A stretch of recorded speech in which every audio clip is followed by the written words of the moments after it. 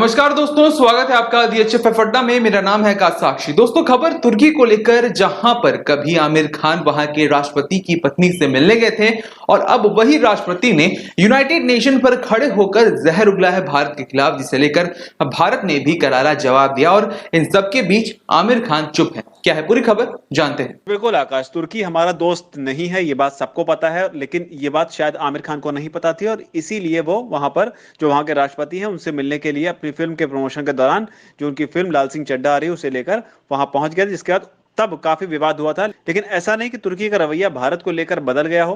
तुर्की ने एक बार फिर यूनाइटेड नेशंस में जनरल असेंबली चल रही थी और उसे लेकर अपना एक रिकॉर्डेड मैसेज जो है वो भेजा था। तुर्की के राष्ट्रपति हैं अर्दोआन, उन्होंने जिस मैसेज को भेजा उसमें उन्होंने कश्मीर की काफी आलोचना करते हुए कश्मीर का मुद्दा एक बार फिर पाकिस्तान की टोन में अंतर्राष्ट्रीय स्तर पर उठाने की कोशिश की थी। भारत ने क्या कहा है वो बताता हूं। और तुर्की ने अपने रिकॉर्डेड मैसेज में इस बार, जबकि कश्मीर से धारा 370 हटाई जा चुकी है, इस बार क्या कुछ कहा है वो भी मैं आपको बताता हूं। तुर्की ने आकाश जम्मू कश्मीर को लेकर कहा था कि साउथ एशिया में अगर शांति और स्थिरता बनाए रखनी है तो उसके लिए कश्मीर का मुद्दा जो है वो एक बर्निंग इशू है, जिसकी वजह से शांति और जो स्थिरता है वो प्रभावित होती है साउथ एशिया में। उन्होंने साथ ही आकाश ये भी कहा था कि जिस तरह के कदम जो है धारा 370 को हटाने को लेकर उठाए गए, उसने जम्मू कश्मीर की समस्या को और ज्यादा कॉम्प्लिकेटेड बना दिया है। और इतना ही नहीं, इसके आगे उन्होंने ये भी कहा कि इस समस्या का हल निकालने के लिए यूनाइटेड नेशंस में डायलॉगबाजी होनी चाहिए, यानी कि बातचीत के मसले से यूनाइटेड नेशन में इसका हल निकाला जाना चाहिए,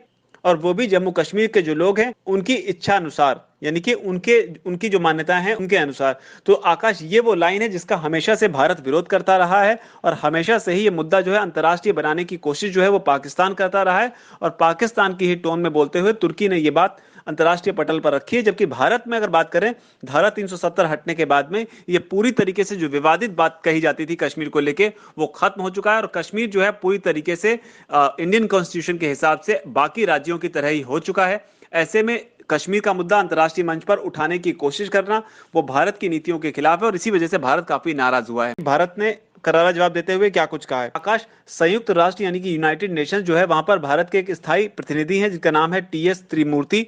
उन्होंने भी एक ट्वीट किया। उन्होंने कहा कि हमने भारत के केंद्र शासित प्रदेश जम्मू कश्मीर पर तुर्की के राष्ट्रपति की टिप्पणियां सुनी। वो भारत के आंतरिक मामलों में व्यापक हस्तक्षेप करने वाली हैं और ये पूरी तरह से अस्वीकार्य है।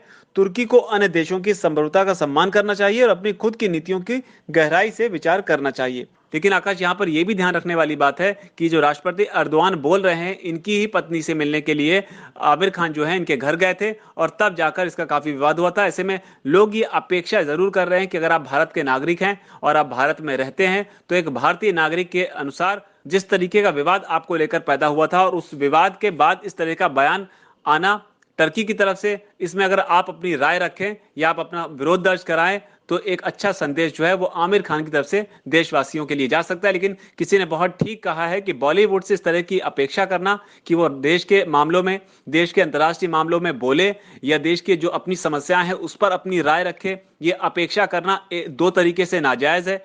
एक तो इस तरह की कोई अपेक्षा करने के लिए जरूरी होता है कि जिस पर कोई बयान दे बॉलीवुड से तो उसे इस समस्या की या किसी भी इशू की एक जानकारी होना बहुत जरूरी होती है। लेकिन ताजा हालातों में जिस तरीके की खबरें आ रही हैं, चाहे वो कंगना रनौत ने कहा हो कि 90% लोग जो बॉलीवुड में है वो ड्रग्स लेते हैं, या फिर रिया चक्रवर्ती ने अपने बयान में कहा हो कि 80% लोग जो है बॉलीवुड में ड्रग्स लेते हैं, ऐसी सूरत में बॉलीवुड से लोग अपनी राय ना ही रखें तो ज्यादा बेहतर है। क्योंकि बॉलीवुड जब अपने में ही नशे में सेट है तो आखिर उसकी राय इस मामले में हो भी क्या सकती है। तो ये जो एक बात सोशल मीडिया पर लोग कर रहे हैं जिसे लेकर बॉलीवुड जो है कटघरे में और अंतर्राष्ट्रीय राजनीति के मामले में जिस तरीके से आमिर खान तुर्की की फर्स्ट लेडी से मिलने गए थे वो भी खासा विवादित रहा था। और अब एक बार फिर तुर्की का भारत पर यूनाइटेड नेशंस में इस तरह का हमला बर्दाश्त के काबिल नहीं है। तो ये एक बड़ा अपडेट है अंतर्राष्ट्रीय राजनीति में जो तुर्की की तरफ से बयान आया जिसका भारत ने विरोध दर्ज कराया। जी आकाश।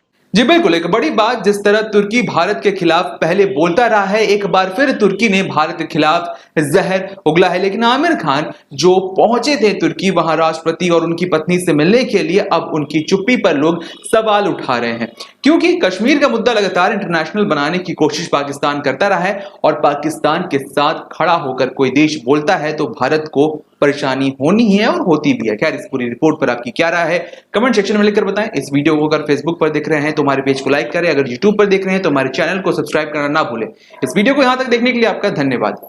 नमस्कार।